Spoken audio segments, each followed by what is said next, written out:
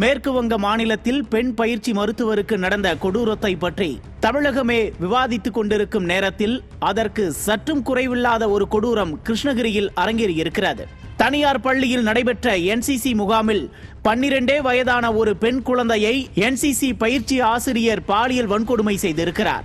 அந்த பெண்ணின் பெற்றோர் கொடுத்த புகாரின் அடிப்படையில் பல்வேறு அதிர்ச்சி தகவல்கள் வெளியாகி இருக்கிறது. ஒன்றல்ல இரண்டல்ல 15 குழந்தைகள் பாலியல் வன்கொடுமைக்கு ஆளாக்கப்பட்டிருக்கின்றனர். இதுகுறித்து NCC அமைப்பிடம் கேட்டால் குறிப்பிட்ட அந்த தனியார் பள்ளியில் NCC முகாமே நடைபெறவில்லை என்கிறார்கள். எனில் அங்கு NCC முகாமை நடத்தியது யார்? தனியார் பள்ளியில் போலி NCC முகாம் நடந்தது எப்படி?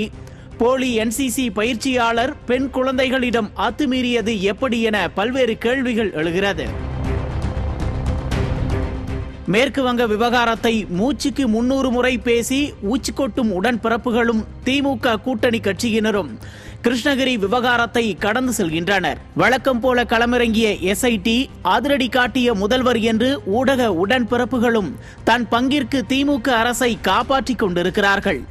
இந்த விவகாரத்தில் பள்ளி கல்வித்துறை பதில் சொல்லியே ஆக வேண்டும். பள்ளிகளில் யார் வேண்டுமானாலும் நுழைந்து போலியாக முகாம் நடத்தி பெண் பிள்ளைகளிடம் அத்துமீறும் சூழல் நிலவுகிறது என்றால் விடியா திமுக அரசும் பொம்மை முதல்வரும் வெட்கி தலைகுனிய வேண்டும். ஆனால் கிச்சித்தும் கூச்சமின்றி நடவடிக்கை எடுக்கிறோம் என பாசாங்கு காட்டுகிறது விளம்பர அரசு. இணையதள உடன்பிறப்புகளோ அறமின்றி அரசியல் பேசிக் கொண்டிருக்கிறார்கள். இந்த ஒரு சம்பவம் மட்டுமல்ல, விடியா திமுக ஆட்சிக்கு வந்தது முதலே பெண் பிள்ளைகளின் பாதுகாப்பு கேள்விக்குறியாகிதான் இருக்கிறது.